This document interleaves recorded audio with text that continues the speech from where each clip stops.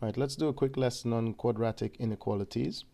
And before we do that, let's have a quick look at what a general quadratic equation might look like. So it normally looks like ax squared plus bx plus c, where a, b, and c are particular numbers and integers for that matter. And let's start with it being less than 0. And I'll talk about all that in a minute. Now, if you've been plotting quadratics before, you would already know that a quadratic looks like a parabola. So it would look either like that or it would look like that. Okay, so that's the general format that it normally takes. Now, what we're going to look at is particularly what happens here. If it's less than 0 or greater than 0, where do we look? Now, if it's less than 0, we're interested in the part of the graph that's below the x-axis. So less than 0 would be the part of the graph below the x-axis. If it's greater than 0, we're interested in the part of the graph that's above the x-axis. And that makes a big difference in what we put down as our answers.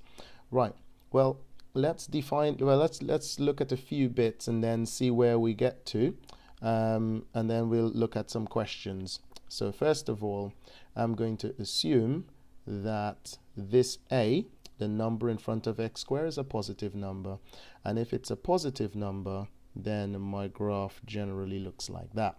Okay, if it is less than 0, I'm going to call these values x and y, where it cuts the x-axis. I'll call those x and y, those two values. Actually, that might cause a little bit of confusion, so let's call it p and q. Yes, p and q. I like p and q. We'll use p and q throughout it. Now, if it is less than 0, we are interested in the part of the graph that's below the x-axis. And below the x-axis, it's the closed end of the graph. Okay, and so because we're interested in the closed end of the graph, the places on the x-axis that's been taken up is this space between here. So these are the values or the solution to our questions is between here that's been taken up, which means that we're interested in this value that's greater than p and this value that's less than q. You always pick out the answers where it cuts the x-axis. So then the solution to this one would be x is greater than p and less than q.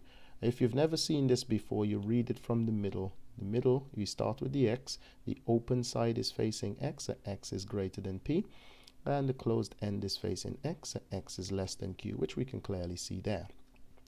Let's do another example. If a is positive, so this is positive, then again my graph looks like this u. But this time we're going to look at what happens if we want the values of it being greater than 0. Well, if it's greater than 0, we're interested in the part of the graph that's above the x-axis. Now above the x-axis we have the open end of the graph. And what happens is, the more your x values increase, the more this graph will open up, taking up a lot of space going that way and that way. So it's going to go that way and it's going to go that way because we're looking at the open end of the graph. Again, I'm going to say that this is p and q, and you can clearly see here now that if the graph is going to carry on opening up and going this way, it's getting less and less than p. And if it's going to carry on going that way, opening up, is going to become more and more for q. So we're going to say that x, the solution for this one, is less than p, and x is greater than q. If you want, you can write it in the same way we did over here. All right. Now, what happens if a is negative? If we have a x squared plus bx plus c. Well, if we have that as negative, then the graph looks like this time. Okay, so that's something you need to remember. A positive value of a gives you this U shape, but a negative value of a, or the number in front of x squared, if it's negative, gives you this n-looking type shape. Right, let's get back to what we were doing. So let's start with, again, if it is less than 0. Well, if it is less than 0, you know that that is below the x-axis. And it serves the open end of the graph, which is below the x-axis. And the same thing that happened over here is what's going to happen here. The more your x value increase and decrease here, the more this graph will open up. So taking up more space going that way and that way. So our solution is x is greater. Oh, I forgot to define my p and q, didn't I? That's p. This is q. So x is going to be greater than q, and x is going to be less than p.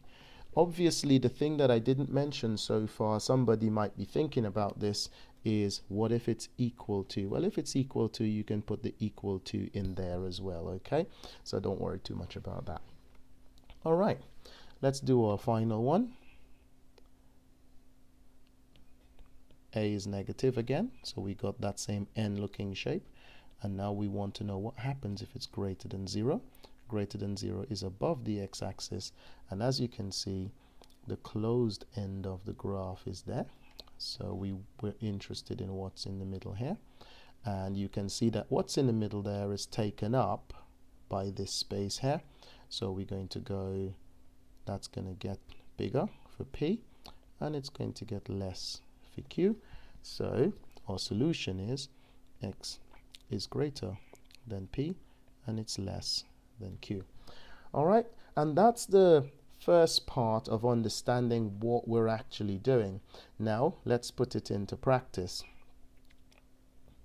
So here I've got a couple of questions to get us started off, and I'm gonna do the first question in its entirety, and then I'm gonna encourage you to pause the video before you do anything else, and I'm gonna be leaving a lot of bits out as well just to save time. So what I'm going to do is I'm going to factorize this to then get myself a little solution to know where it cuts the x-axis, to find the roots. So let's factorize it now. If you don't know how to factorize, because I will not be going through the details of factorization, then I would encourage you to go and watch my video on factorizing quadratics, okay? It'll be in this same folder on algebra. So look for the video on factorizing quadratics, and then you'll be fine. So I'm just going to jump straight into it. So here, when we factorize this, we're going to have x plus 2 and x minus 1 there, which means that if I was to plot my graph, so let's get a graph over here. It means that this graph is going to cut the x-axis at positive 1, which I can put here, and negative 2, which I can put there, and this value on the end here tells me it cuts the y-axis at negative 2, so I'll put that here. And because my value in front of here is positive, I'm going to have that U shape. So my graph will now look like that. Okay, all right, that's fine. So now we've got the graph. Now again, if you don't know how I know that these values are going to be here on the x-axis, just watch that video on factorizing quadratics, okay? And then you will be well aware now of how to do it. And also you might want to watch the one on solving quadratics, quadratic equations. All right, let's carry on then. So we see that this is less than 0. So less than 0 we know is below the x-axis. Looking at our graph, below the x-axis is the closed end of the graph. So we're interested in what's happening between here and here. So our answer then is x is greater than minus 2 and x is less than 1. Okay, and that is now done. Now if you think you're brave enough, pause the video and then have a go at this question over here, and then replay the video and watch me solve it.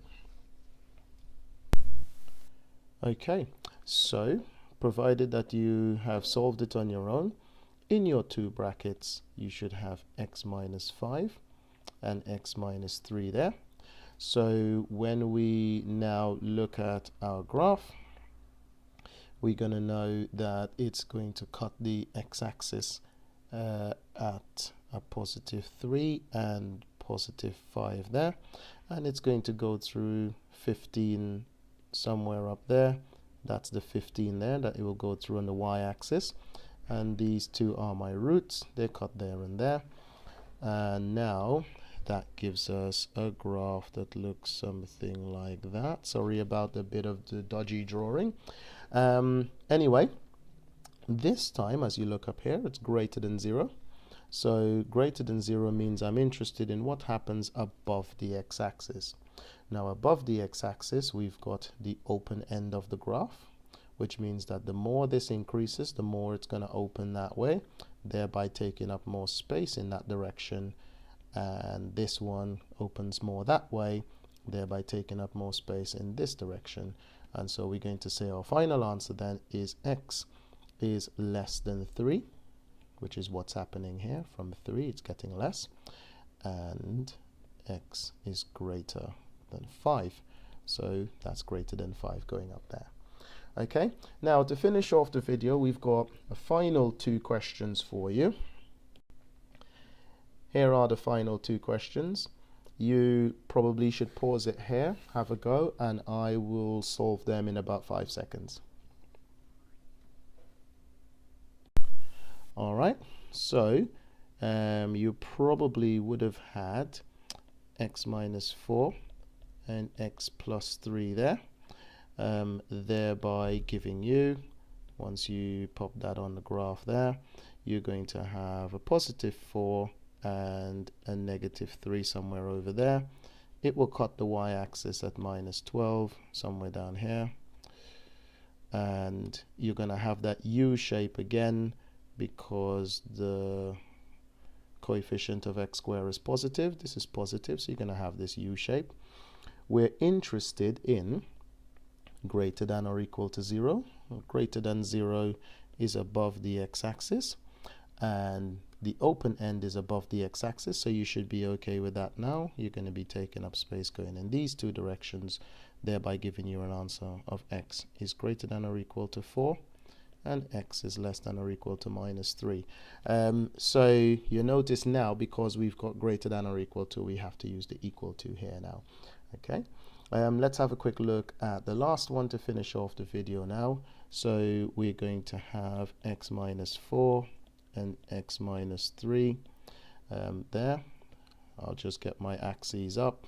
My axes are there, and this is going to be cutting at +4, and probably should give myself a little bit more space there. +3 and +4 over there. Never mind, I'm that close to the y-axis. This is just a sketch, so, and if you're doing it for an exam, you're just going to need a sketch anyway. And it's going to cut at 12, cut the y-axis at 12, so we're going to put a 12 there. We're going to have that U shape again, and so we got something like that. And we want less than or equal to 0, less than 0 up there. We can see that it's the closed end of the graph that goes into that spot there, thereby giving us values between there, and we're going to say x is greater than or equal to 3, less than or equal to 4. Okay, and that's this video on quadratic inequalities. I hope it was enjoyable. I hope that at least you understand what you were doing. If you have any questions, just let me know. All right, thank you.